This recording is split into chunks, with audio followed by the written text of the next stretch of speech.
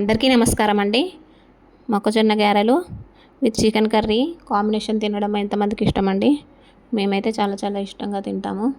ఈరోజే సండే అవ్వడము మాకైతే మొక్కజొన్న గారెలు చేయడం రెండు ఒకేసారి అయినాయండి. ఇప్పుడైతే నేను మొక్కజొన్న గారెలు ప్రిపేర్ చేస్తున్నాను. Welcome back to our channel.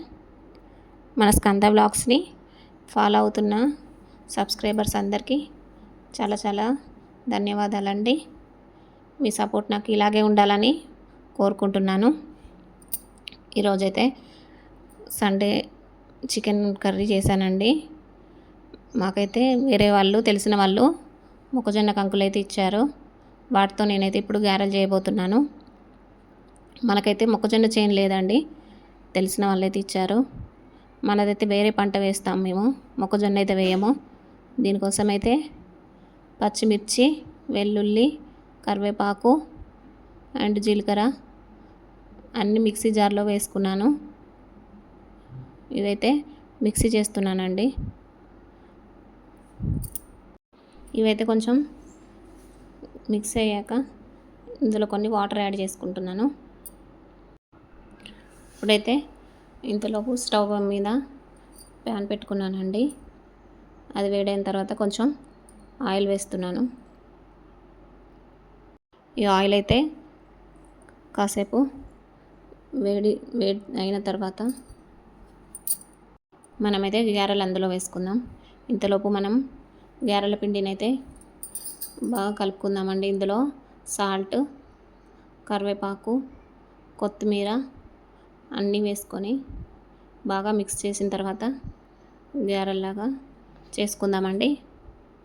మొక్కజొన్నలు అయితే బాగా లేతగా ఉన్నాయండి, అందుకే పేస్ట్ చాలా మెత్తగా అయిపోయింది. చూడండి, లేతగా ఉన్నాయి అవి. కొంచెం ముదురు అయితే బరకగా ఉంటాయి కొంచెం పేస్ట్. ఇందులో అయితే నేను సాల్ట్ వేసి కలుపుతున్నాను. బాగా మిక్స్ చేసిన తర్వాత మనమైతే వీటిని గారెల్లాగా ప్రెస్ చేద్దాం. దీనికోసం అయితే ఒక క్లాత్ తీసుకున్నాను. ఈ క్లాత్ మీద పెట్టి మధ్యలో హోల్ లాగా వేసి వేడైన ఆయిల్లో డీప్ ఫ్రై చేసుకోవడమే. ఇలా హోల్ చేయడం ద్వారా లోపల మంచిగా కాలుతుందండి, లేదంటే లోపల మధ్యలో అంతా పిండి పిండిలాగా అయిపోతుంది.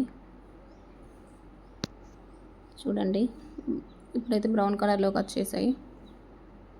వీటిని టర్న్ చేసుకొని తీసేసుకుందాం.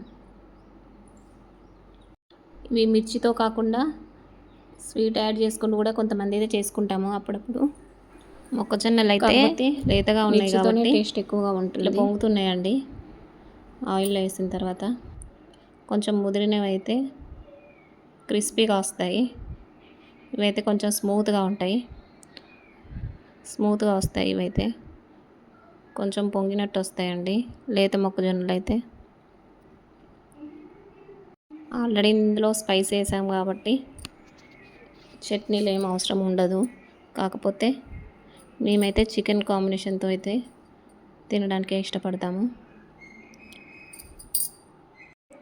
నాటుకోడి కూరతోనైతే ఇంకా బాగుంటుందండి. చూడండి, మొక్కజొన్న గారెలు విత్ చికెన్ కర్రీ రెడీ అయిపోయినాయి. అయితే ఇలా గార్నిషింగ్ చేశాను కరివేపాకుతోని. ఇవైతే ఇప్పుడు ప్లేట్లో సర్వ్ చేసుకొని తినడమే. చికెన్ కర్రీ కొంచెం సూప్లా ఉంటే బాగుంటుందండి దీనికోసం అయితే. అందుకే నాటుకోడి కూర అయితే సూప్లాగా పెడతాం కాబట్టి చాలా బాగుంటుంది. కాకపోతే ఈరోజు అయితే మామూలు కూరని మాది.